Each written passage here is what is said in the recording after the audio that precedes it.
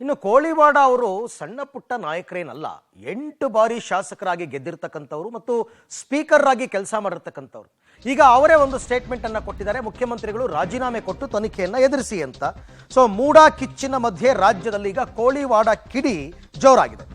ಹಾಗಾಗಿ ಕೋಳಿವಾಡ ಕಿಡಿಯನ್ನ ಕಾಂಗ್ರೆಸ್ ಹೈಕಮಾಂಡ್ ಆರಿಸುತ್ತಾ, ಕೋಳಿವಾಡ ವಿರುದ್ಧ ಶಿಸ್ತು ಕ್ರಮನ ಅಥವಾ ಅವರ ಮಾತನ್ನ ನಿರ್ಲಕ್ಷ್ಯ ಮಾಡಿ ಹಾಕ್ತಾರ.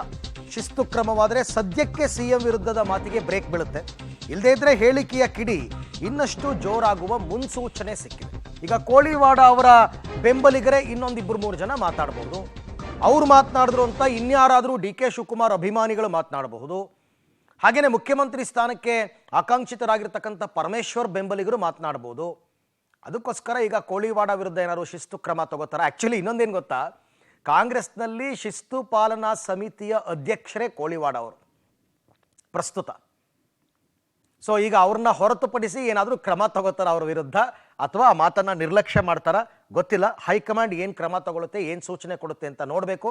ಬಟ್ ಈ ಕಿಡಿ ಒಂದು ಸ್ಪಾರ್ಕ್ ಅಂತೂ ಎದ್ದಿದೆ. ಇದು ದೊಡ್ಡ ಬೆಂಕಿ ಆಗುತ್ತಾ, ಆ ಕಿಡಿಯನ್ನ ಅಲ್ಲೇ ಆರಿಸ್ಬಿಡ್ತಾರ ಅಂತಕ್ಕಂಥದ್ದನ್ನ ಕಾದ್ ನೋಡಬೇಕು.